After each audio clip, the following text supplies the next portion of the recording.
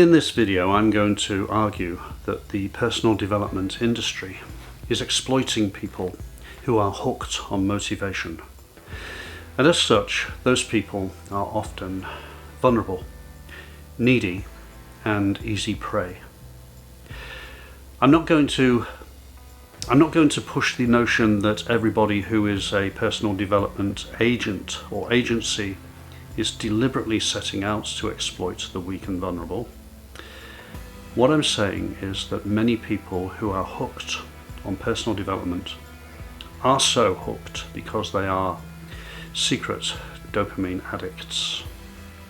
And one of the ways that they can get their dopamine fix is by feasting on empty motivational tracts, empty motivational courses, empty motivational phrases. The kind of person that relies on motivation is the kind of person who is going to be typically without a direction and without any rudder and without systems. And because they are without those things, they are relying on the idea that motivation is going to see them through. And the reason that they rely on the idea that motivation is going to see them through is because they're addicted to the dopamine rush that they get from the excitement and the stimulation and the flash in the pan nature of motivational feel-good. Personal growth and motivation can become quite an expensive addiction for people to have to serve. If you ever noticed, or have you ever witnessed the way that people in a mass expo act? It's almost like a religious revival, isn't it? Like a religious ceremony. But have you noticed the mechanics of these large-scale events? Have you noticed how music is used for dramatic effect? The lighting is stark, bright, flashing. The crowd is roaring. People are being pumped up to the edges of hysteria. Everybody is there with a sense of, this is it. This is the great moment in my life. This is when I'm going to shed all of those limitations and suddenly become something better, a better version of myself. And I would say that for many people this has become the case. But I would also say that for the majority of people who attend such expos, it is not the case, because they don't just wake up one morning deciding to go to a 4-day expo and pay thousands of dollars, buy air tickets, book hotels, new wardrobe, the works for this life-changing experience.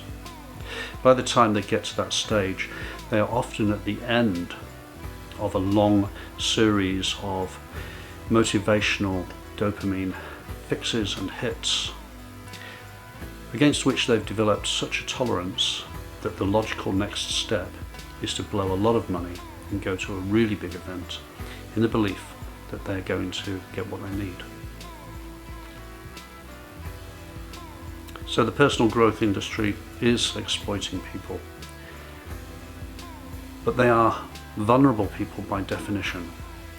I'm not saying this as a value judgment. What I'm saying is that a person who is addicted to motivation and who is reliant on motivation for the change they feel they're going to get in their life is somebody who has already steeped their brain in so much dopamine need that they are now, by definition, rudderless, lacking systems, lacking direction and goals. They're hardly lambs to the slaughter, don't let's overstate it, but they are certainly willing participants, almost like hostages develop Stockholm syndrome. They're willing hostages in an industry which is more than happy to perpetuate their addiction and serve them their next big fix.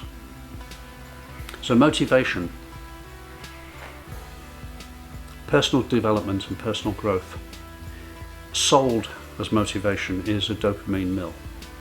Dopamine is a neuromodulator, and what it does is that it floods the brain with a certain feel-good sensation, and it rewards the brain for expectation. It likes novelty, it likes excitement, it likes stimulus, or stimuli.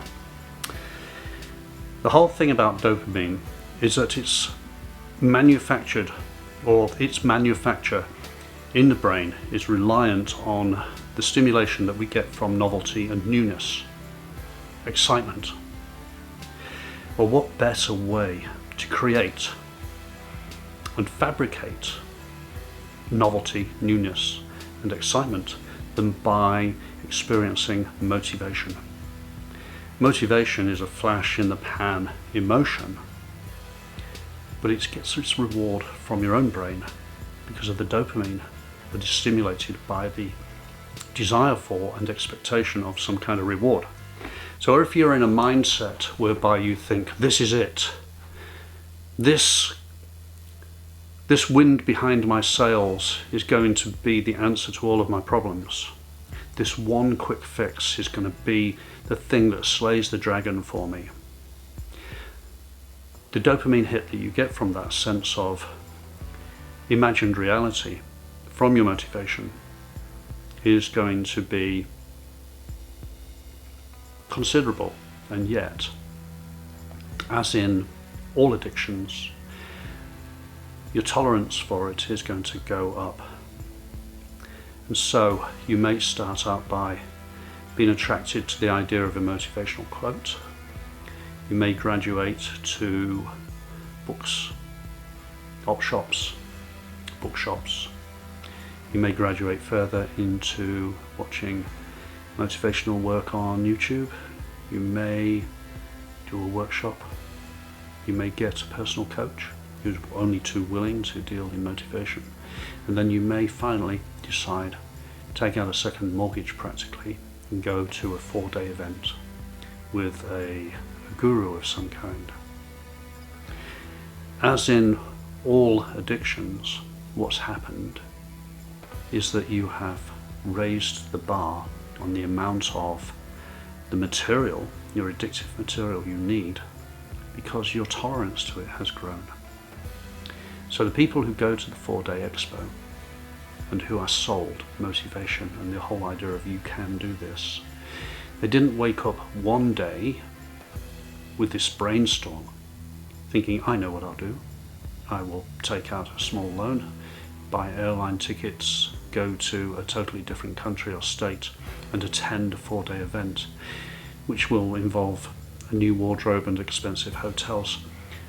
No, they got there by slow, gradual processes, creating their own motivation addiction and their own dopamine addiction.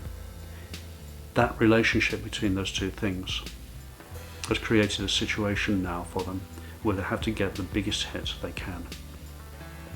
And the biggest hit they can get, of course, is to literally meet in person their guru. So if dopamine relies on novelty and excitement, stimulation, uncertainty and reward, people who are sold on motivation tend to have just naturally an attraction to flash in the pan types of activities and feelings. So what's the antidote? Well, next we'll explore the boring solution. Next we'll explore how personal growth likes to exploit your motivation, and then we will look at how we can develop ways to overcome an addiction to motivation that many people don't even know that they have. So in this second part of this long form, discussing the role of motivation in personal development, I'm going to ask the question, is the personal development and personal growth industry exploiting people? Or is it simply the dopamine supply network at work? Is it just the case that the feel-good factor and the extravaganzas and the showmanship and the flashing lights and the music and the choreography and all of that kind of stuff Is it just that this is a natural response at an industry level to a need which has been created by people who are inadvertently addicted to dopamine and addicted to motivation? Are the clients vulnerable? Certainly they are. But they're not necessarily vulnerable to showbiz. I'm not suggesting that the gurus out there have sat down and analysed the role of motivation as an addiction and the way that dopamine addiction participates in the process. I don't think that they've mapped that out on a piece of paper and said, let's exploit these vulnerable people. I think rather they've found a way to meet a need, a market demand if you like. There are so many people out there who are hooked on novelty and hooked on motivation because they think it's going to be the next big thing, the next stimulus that's going to create the sea change, the change in their lives that they so crave. People tend to be lacking in certain qualities because of upbringing, because of commercialism, the market, ideologies, whatever it might be. Well, people do certainly seem to be lacking in some of the basics that they require in order to survive. They rely on the feel-good factor when really they should be developing systems. So emotionalism and getting high on feelings, becoming a dopamine addict, all of this, it shares characteristics with other addictions: exposure to the event, the feeding, the addiction, the need for more of the same, the consolidation of the habit. It gets locked in and then of course requires more exposure, and the cycle continues. And as in other addictions, the tolerance raises. And so if you start out with just a desire to be better motivated, you might start to seek out materials which are going to convince you that they can give you the motivation you need. But it's a myth. Motivation as a concept is a myth. It's a flash in the pan, feel good emotion. It isn't a real thing. Many people think that because the mood takes them, then they are experiencing motivation. They're not. What they're experiencing is a minor emotional high and a bit of a dopamine rush, especially when they get access to resources which appear to convince them that this is the silver bullet, this is the magic potion, this is the key that's going to unlock the problem. And these motivational speeches and motivational tracts and workshops and courses, they're not the answer. They're simply meeting a market demand. In the same way as the tobacco or the liquor industry or the caffeine industry or the pharmaceutical industry meets a market demand. So what are we going to do? We've got to understand that people out there are investing heavily in the motivation mill and elements of the personal growth industry, and they're getting bigger and bigger hits, and the longer they're in, the bigger the hit they need is. So eventually, think in terms of whatever it is that you're addicted to, the hit that you're going to get is going to be just enough to make you feel normal. But as your tolerance rises, you're going to need more just to feel normal. And if you take a look at, say, a 4-day extravaganza event, which is packed with lots of lost people who are hooked on the motivation myth, they're now prepared to pay thousands of dollars, take out loans, remortgage their houses, and pay it to somebody just to feel normal. So how do we break the cycle? Unfortunately, the solution is be boring. Consider all of the things that dopamine thrives on, and all of the things that motivation creates, or the dopamine that motivation creates in your mind. You have a neurological situation in which dopamine, which relies on uncertainty, on novelty, on excitement, on stimulus, the unexpected, the boo. Dopamine gets off on that stuff, and it rewards the brain when it gets that stuff.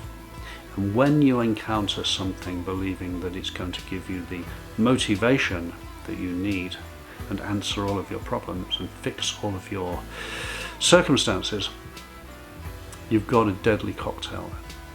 A deadly cocktail of addiction and fixation. And the reason that people who are addicted to motivation and addicted to dopamine share these characteristics is because by definition they are lost. Now when I say lost, I don't mean lost as in a lost soul or lost spiritually or anything of that nature.